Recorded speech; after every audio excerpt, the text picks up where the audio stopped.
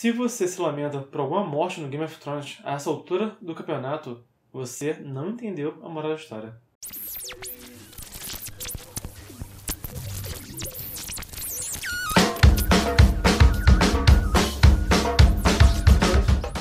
Game of Thrones separa o mundo entre amor e ódio a cada episódio e a cada capítulo. Mas por que tanto personagem morre nesse mundo?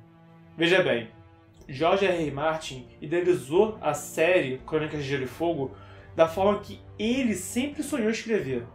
Sempre que ele apresentava um roteiro para Hollywood ou para TV, a primeira coisa que acontecia era cortar personagens, porque ele sempre criava muitos personagens. E quando ele foi escrever o primeiro livro, ele decidiu fazer tudo da própria maneira. Então, as Crônicas de Gelo e Fogo acabaram se tornando um mundo de fantasia um tanto cruel e um tanto realista, na verdade. Sempre que a gente vê uma traição, que a gente vê uma morte violenta, é um retrato, é um espelho do nosso mundo. George R.R. Martin nunca quis uma história do bem contra o mal, da virtude contra o vício. Ele escreve a história de um mundo com pessoas palpáveis, plausíveis dentro dele. E assim como o nosso mundo, não tem final feliz o tempo todo. Em vez disso, nós temos traições e mortes desleais. No seriado, essa mania de matar um monte de personagem começou em Lost. Lost foi famoso no seu tempo por matar um monte de personagem querido pelo público. E essa tendência pegou. Lost foi o primeiro grande seriado a matar desse jeito cruel e inesperado. E o Game of Thrones veio em consequência disso. O Lost preparou o público de televisão para esse tipo de série com muitas mortes. Então, um seriado que tem mortes demais é uma ideia que já vem de antes do Game of Thrones e vai continuar existindo depois do Game of Thrones. E outro detalhe importante é que Game of Thrones se trata da história de um mundo e não de um grupo de personagens. Não se trata da história dos Starks, da história dos Lannister, história dos Baratheon ou dos Targaryen. Se trata da história de um mundo. Sendo assim, eu vou enumerar 3 principais motivos para ter tantas mortes em Game of Thrones. Primeiro é a inspiração em fatos reais. George R.R. Martin adora se inspirar em histórias reais para fazer a corte de retalhos que é o mundo de Westeros. Sendo assim, nos conflitos famosos dentro do seriado, tem inspiração na nossa história, do nosso mundo. O conflito entre Stark e Lannister do primeiro livro e da primeira temporada se baseia na Guerra das Rosas, que aconteceu na Inglaterra, que foi uma disputa de 2 clãs pelo trono. O Casamento Vermelho é inspirado no Jantar Negro, que aconteceu na Escócia. Um grupo de nobres estava insatisfeito com o reinado que estava acontecendo na Escócia naquela época e decidiu passar a faca nos regentes. A história do nosso mundo muda de forma drástica com a morte de pessoas importantes. A história de Westeros está mudando com a morte de personagens importantes e poderosos. O segundo fator é a coerência. Senhoras e senhores, o mundo não se divide entre mocinhos e bandidos. O mundo não se divide entre bem e mal.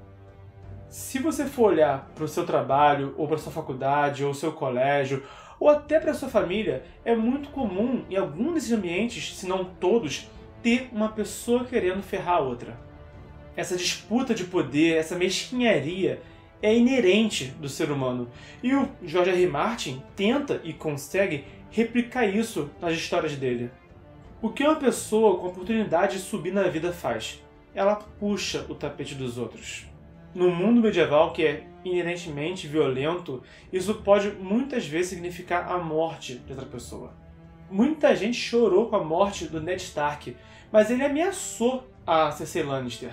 Ele ameaçou tirar dela tudo que ela havia construído. Então a reação óbvia dela foi se armar contra o Stark.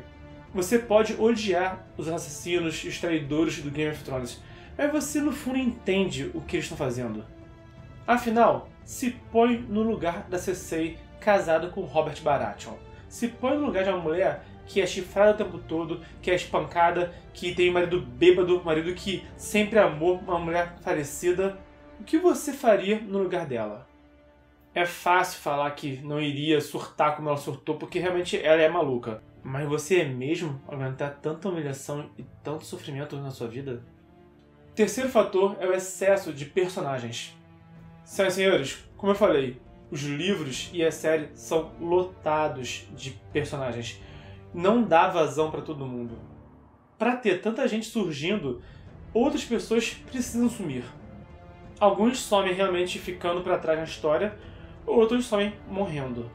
Então o próprio enredo não iria suportar tanto personagem. É necessário esvaziar o elenco para renovar de tempos em tempos. Então, entre um rei e outro, entre uma prostituta gostosa e outra, eles têm que morrer. Eu também fico triste quando alguém que eu gosto morre. Eu não gostei da morte do Khal Drogo, principalmente.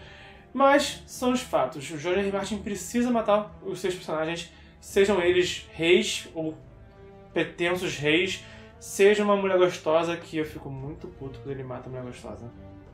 Talvez um quarto motivo seja que o George R. R. Martin é um psicopata, sádico, torturador, mas isso é só uma impressão que eu tenho. Senhoras e senhores, não chorem pelas mortes desses personagens. O mundo de Westeros tem muito a oferecer ainda, então o Game of Thrones e a série Crônicas de Gelo e Fogo vai continuar existindo firme e forte, com muita história foda para nos apresentar. Se você gostou, por favor, clique no joinha, compartilhe na rede social, se inscreve no canal, fiquem à vontade, a casa é de vocês. Vai lá, Morgulhos.